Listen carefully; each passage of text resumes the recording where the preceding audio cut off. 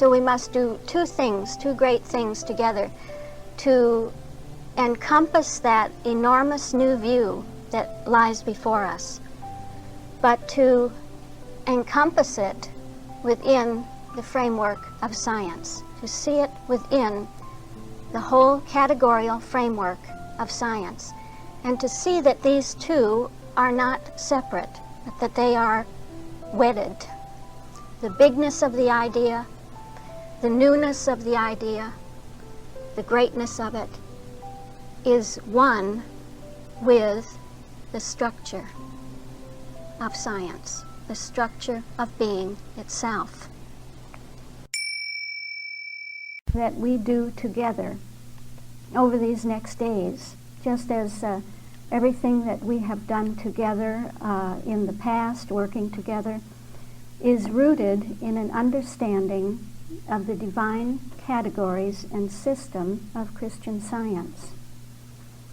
It is rooted in the system and science of the one being, in the divine principle as set forth in the Christian Science textbook by Mary Baker Eddy. And further, this science of being, which Mrs. Eddy gave to the world, discovered and was the revelator of for all mankind, this science of being was further elaborated, not added to, not as though someone would come along and say, yes, but I think I can see something further, something more. But the science that Mrs. Eddy gave was elaborated by John W. Dorley of London, England, a pioneer in Christian Science. And he crystallized from the textbook the essence of the science that is there.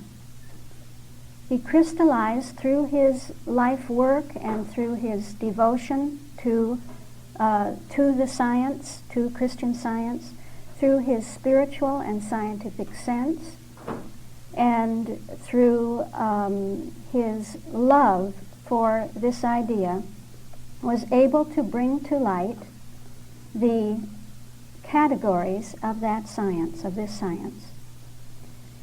And so he could see that Mrs. Eddy had presented the infinite one, as many, many people had tried to do. Many philosophers, many scientists had tried to take the subject of the infinite, to encompass everything in one great subject of the infinite one, and to present it, and had never really been successful.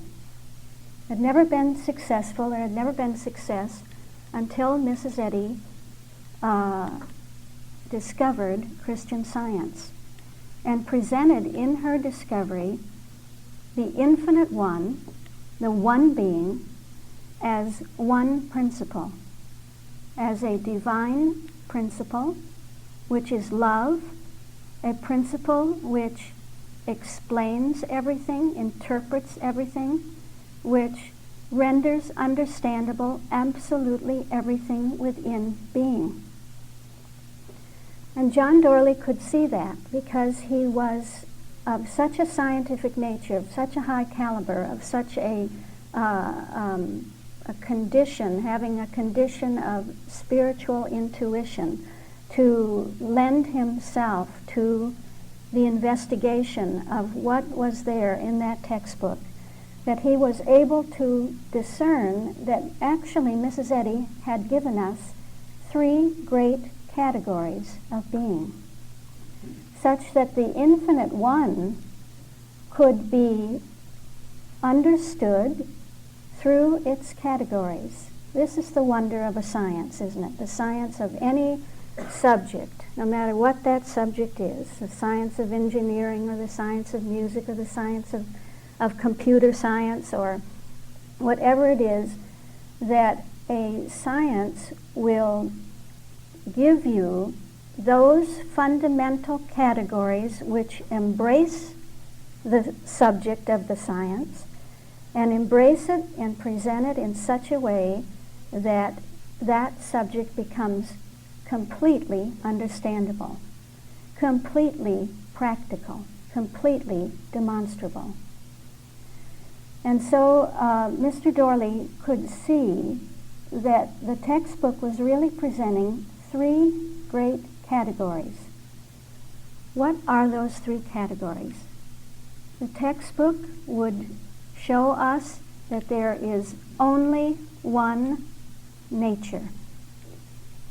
That which we have called God and which mankind has called God is actually a divine principle, an infinite principle, a divine principle which is expressed through a nature, a sevenfold nature.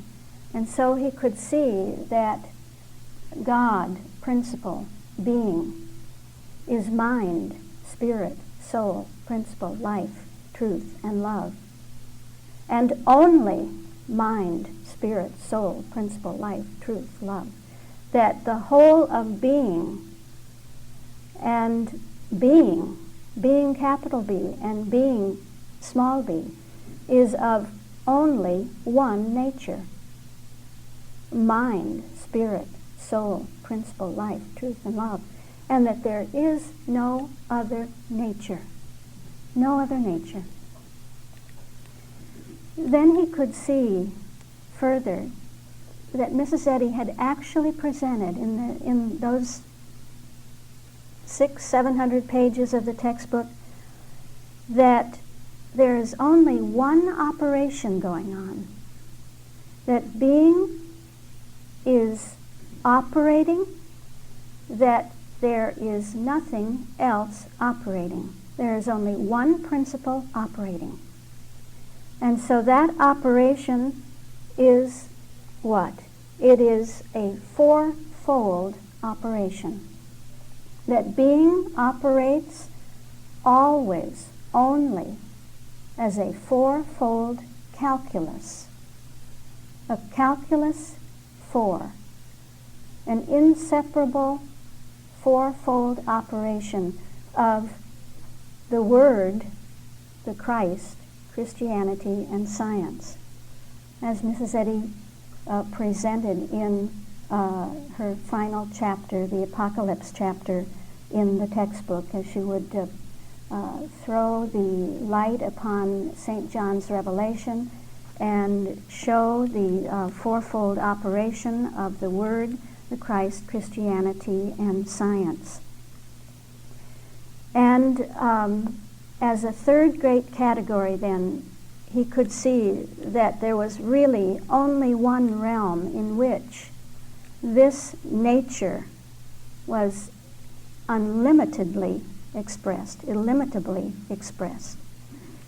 There was only one realm wherein this operation was going on eternally, omnipresently.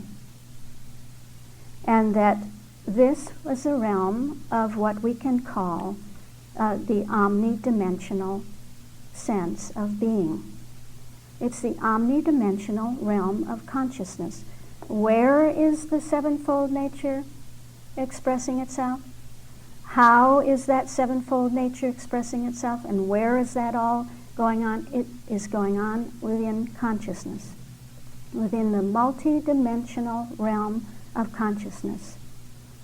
And so all we are ever dealing with is consciousness and states and stages of consciousness. We may call something material, or we may call something mortal, or we may call something sensual, but all is consciousness. These are states and stages of consciousness. So all is consciousness, either understood or misunderstood. So I wonder if you can feel, I know that many of you have heard us make that deduction of from the 1 to the 3 many, many times, and yet it's such a profound thing, really, to think that we can take the sum total of being, that we can take the infinite one with its infinitude, and begin to reduce that infinitude to its categories, to three great categories. And the moment you have those categories, you have an immediate grasp on the infinite, don't you? You can already say, oh, I know now what that infinite is. I can already see it's a 7 and a 4 and a 4, if you want to put it that way, because it's the sevenfold nature. All there is anywhere throughout the whole of being is one nature. And that nature is being expressed. How is it being expressed? Through the fourfold calculus of being. That's all that can ever express itself, is that divine infinite calculus of the Word, the Christ, Christianity, and science. And where is this going on? It's going on at every level, every plane, every dimension. It's going on at every plane of experience in each individual consciousness. It's going on individually, collectively, universally, and these are all levels of consciousness. They are planes of consciousness. And those many, many planes of consciousness, that infinite range of consciousness, can be reduced to four levels. Four levels that include all levels of consciousness. And so we have really the realm in which the nature, the divine nature, is ever operative, being the realm of science itself, divine science, absolute Christian science, and Christian science. So we see really some inkling of what Mrs. Eddy meant when she said that from the infinite one in Christian science comes one principle and its infinite idea. And with this infinitude comes spiritual rules, laws, and their demonstration. And we see that the 7 and the 4 are not something that someone made up, that John Dorley made up, but that they become really the crux of the textbook, the key issue, if you want to say that, because when you look at the textbook and you take the finality of it, you look into the key to the scriptures. In chapters 15 and 16, in the chapter Genesis and the chapter Apocalypse, you see that actually this is exactly what she wanted to present as the sum and substance of her discovery, that she would present in Genesis the sevenfold nature of God, when she took the exegesis to Genesis. And then in Apocalypse, that she would actually show the operative 4, and taking up St. John's revelation and looking into that revelation and seeing what are these 4, what do they stand for, what are they constituted of, and would present the 4 sides then of the city 4 square, John's revelation of the city 4 square, and she would present those 4 equal sides as the city 4 square, and not only as the city 4 square, but as the city of our God, right? That city coming down from heaven. And so that with the presentation, then she speaks quite differently. Of course, it all flows together. It all meshes together. But when she speaks of the city of our God, this is a different level of consciousness. This is the level of absolute Christian science. So With the City Four Square, we have the main focus on the level of divine science. Then with the City of Our God, the hinting to absolute Christian Science and to Christian Science. So the 7 and the 4 and the 4 are not something that we make up and make some kind of a numerological system out of, but they are the essence, the pith of what Christian Science teaches in the Christian Science textbook. So we will come to see as we look at these categories, these 3 great categories, we will learn to love them, as so many of you here have done over years and years and years. Come to take them up, to take them into your lives, to love them, to rely on them, to trust in them, to nurture your further and further and deeper understanding of what those categories are. That the moment we see that there is a sevenfold nature, then we must see, well, what is that sevenfold nature? What is the difference between mind and spirit and soul and principle and life and truth and love? How can I find out what mind is?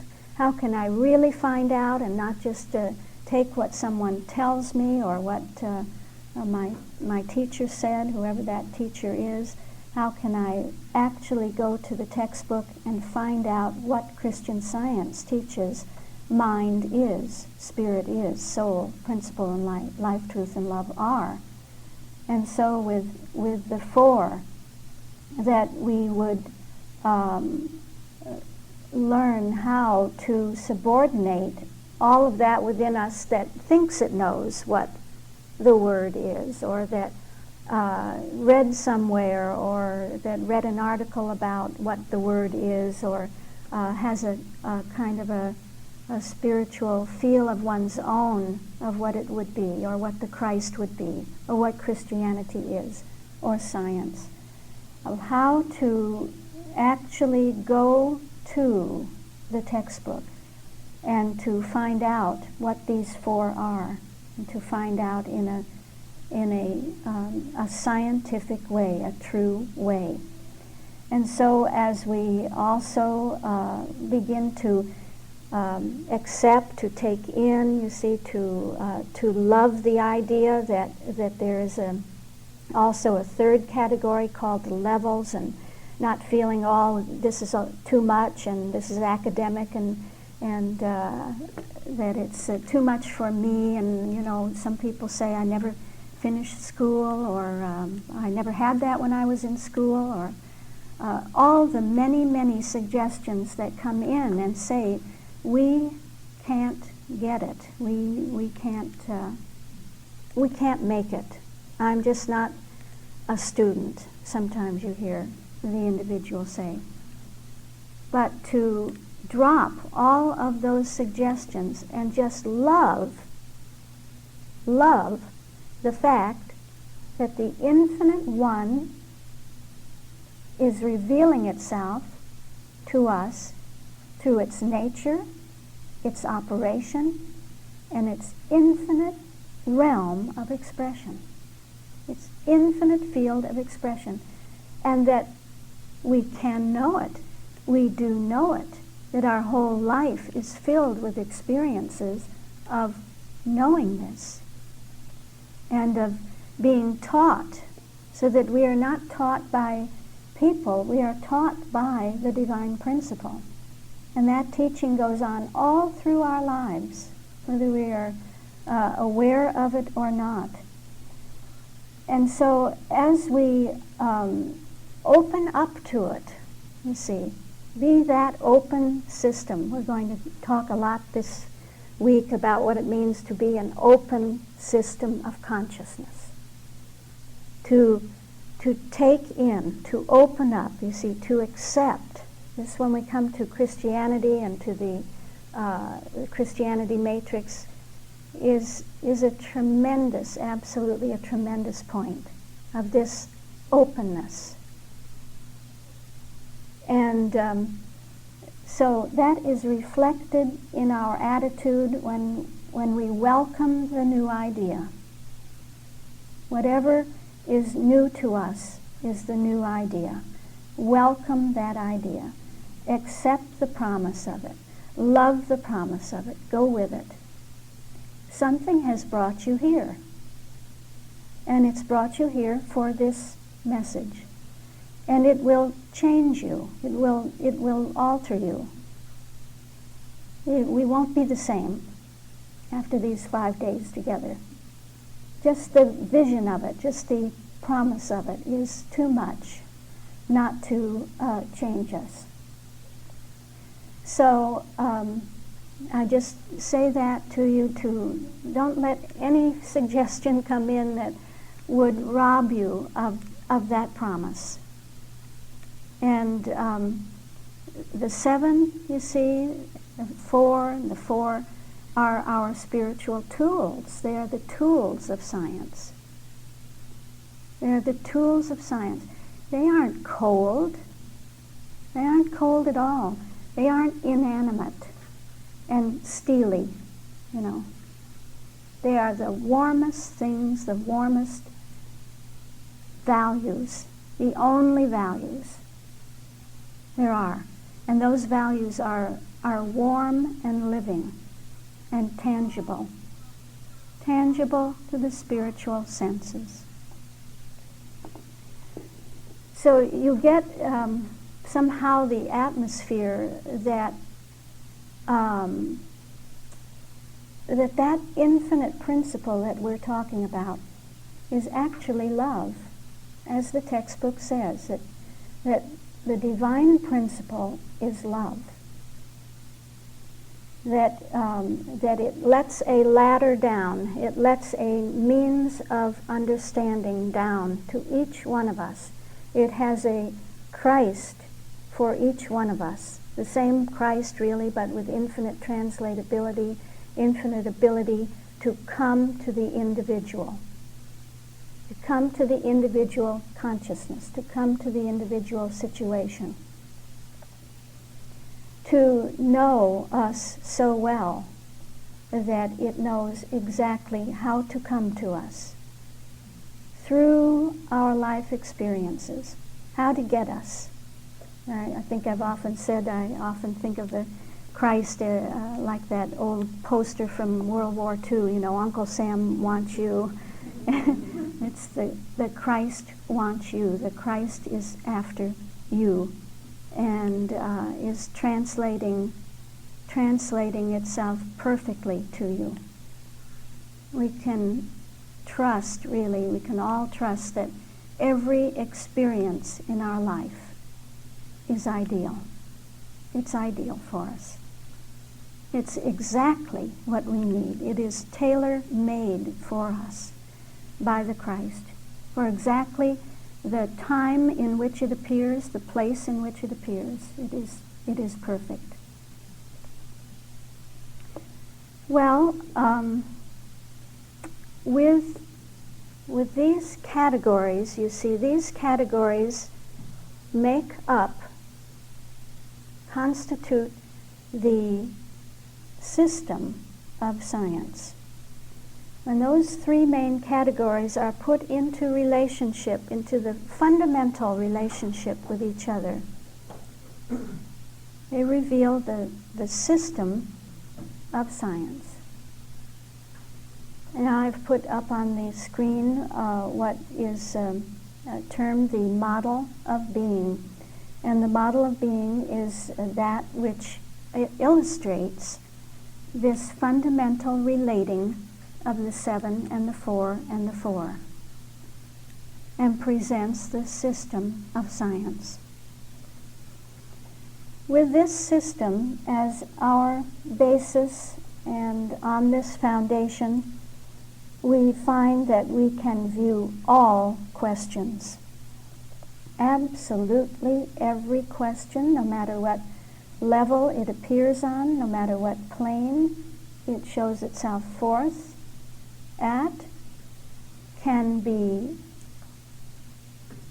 comprehended through the system of science. All problems, positive or negative, all situations within the inexhaustible realm of being can be seen, can be calculated, and can be understood. The keynote of the Christian Science textbook, as you know, is understanding. Scientific understanding, spiritual understanding. All is for the sake of understanding. All is to bring us to that scientific, spiritual understanding. And this we will also see much, much more clearly after these days together, especially as we look into the Christ and what the Christ is doing and how the Christ brings us to the standpoint of Christianity. So no matter what we look at, no matter what we consider, we never go outside of the infinite one, right? So we never go outside of these three great categories, outside of this system. And so in the measure as this system becomes our conscious frame of reference, in the measure as we are trained and groomed in the 7 and the 4 and the 4, we see that our object really is always the divine subject. And no matter what we look at, we are looking at the divine subject, such that subject and object are one. We're always within the one being. And the subject is our method. You see, we never come to the subject with a method, some method we've devised, I've devised, or my teacher devised, or whatever. But we are always within the subject, and our approach, so-called, to that subject, our approach to understanding that subject is the subject. Subject and method are one. So we can have no other method, no other approach, therefore from outside, to the divine subject. The approach is the subject. The method is the subject. The way is the subject.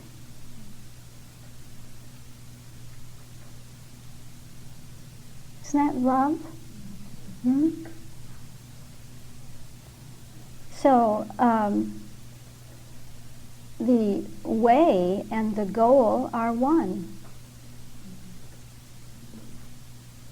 The approach and the end result are one. One in nature, one in operation, and one in its infinite application. Which tells me what? That only the divine already within me can know the divine. What is it that knows the divine? It's the divine within me. Only the divine within me can want the divine, can be attracted by the divine, can seek the divine. There's nothing outside of the divine to seek the divine, want the divine, know the divine from outside. It's within the infinite one. And so it is the divine within me, only the divine nature within me, only the divine operation within me, you see, is that which is moving me, is that which is working in me, working changes in me, causing me to do something, to take steps, to perhaps do something I've never done before. Do something differently, you see, to make a move. That there is a dynamic within me. And that dynamic is the calculus. It's the calculus within me already. And that calculus, that saving power, is already there, already working. And so too, only the divine, unlimited, all-embracing range of the divine, the multidimensional aspect of my being, fact of my being, is that which can know the whole range of that one being in its complete translatability. This is really the pattern of the divine within every man. It's within every man. And it's dynamic, and it is self-evolving. What a gorgeous thing. Whether you know you have it or not, think of that. It grows by itself. It develops itself. Isn't that true about the spiritual? You can't make the spiritual develop. You can't make something unfold, but by nature, that seed, the Bible calls it the kingdom of heaven within you, that pattern. It's the pattern of the 7 and the 4 and the 4 within you. That's the kingdom of heaven within you. That's the treasure in the field, the treasure in the field of consciousness. The seed within itself. That seed within itself which will keep reproducing and reproducing and reproducing itself, without end. This is what the prophets would call the remnant. So they knew that Israel always had a remnant. Israel being the spiritual idea. And we are Israel, we are the spiritual idea. Each individual consciousness has this remnant within it, has the system within it. And, I just can't help bringing in the fact that today the scientists who study living systems would call this an autocatalytic set. It's an autocatalytic set, a dynamic set of values that work on each other. The 7 work on the 4, and the 4 work on the 4, and the 4 work on the 7, and on it goes to bring out more and more and more of themselves until there is nothing else. Until there is no suggestion of there being anything else. There never was anything else, but there was the suggestion, the belief of there being something else. And so the system works in such a way as on a level where there is the claim that there is something else, it resolves that by bringing out more and more of itself until there is no suggestion, not even the smell of smoke. So many words.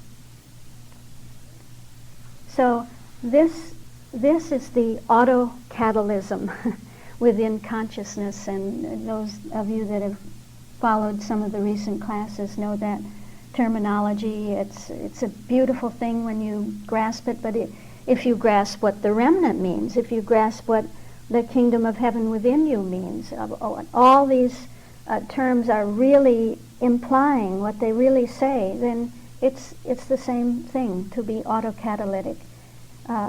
You see, the prophets could see that nothing could ever destroy the remnant, that the remnant was eternally preserved, you see, and would grow and grow and grow and become really the Messiah, become the Christ. which it was the outcome of the prophetic age that the individual Christ man did appear. And that's the man that has not even the suggestion of there being anything else but being that system intrinsic man. So Christian Science is then not just a science next to all other so-called sciences. And it's not just another pursuit in our life alongside all the other pursuits in our lives. But it is the one science of being. And it's really the only pursuit that we can have, whether we know it or not. You see, whether we're consciously aware of it or not, we have only one pursuit. Our whole life is really actually this pursuit, to find the science of being, to find out who we are and what we are as the idea of science.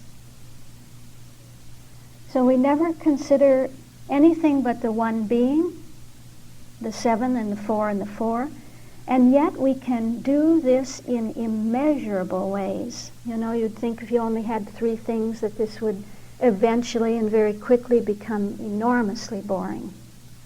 But because those 3 things are fundamental root notions, root categories, and they are root categories of the whole of being, they are the most productive thing. They are the most creative thing. They can be seen in immeasurable ways, in innumerable ways. And so we never come to the end of knowing these categories, of knowing the Infinite One.